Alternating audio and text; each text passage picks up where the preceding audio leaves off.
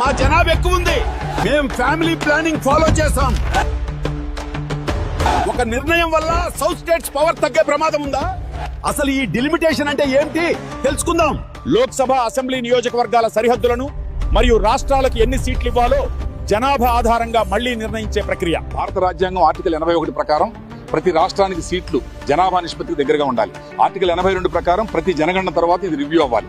ఇప్పటి వరకు మనం 1971 జనాభా ఆధారంగా సీట్లు ఫిక్స్ చేసుకున్నాం. కానీ 2026 తర్వాత కొత్త జనగణన ఆధారంగా సీట్లు మారే అవకాశం ఉంది. ఇక్కడే అసలు ట్విస్ట్ ఉంది. ఉత్తర రాష్ట్రాలు, ఉత్తరప్రదేశ్, బీహార్ లాంటి రాష్ట్రాలు జనాభా ఎక్కువగా పెరిగాయి. అంటే వాళ్ళకి ఎక్కువ సీట్లు వచ్చే అవకాశం ఉంది. కానీ సౌత్ స్టేట్స్ తమిళనాడు, కర్ణాటక, కేరళ, తెలుగు రాష్ట్రాల్లో జనాభా నియంత్రణలో ముందున్నాయి. ఇప్పుడు ప్రశ్న ఏంటంటే, జనాభా తగ్గించిన రాష్ట్రాలకు రివార్డ్ ఇవ్వాలా, లేక పాపులేషన్ ఎక్కువ ఉన్న రాష్ట్రాలకు పవర్ ఇవ్వాలా? సౌత్ స్టేట్స్ అంటున్నాయి, మేము ఫ్యామిలీ ప్లానింగ్ ఫాలో అయ్యాం, దీనికి మా రాజకీయ శక్తి తగ్గిపోవడం అన్యాయం. ఇది ఇప్పుడు చర్చగా మారింది.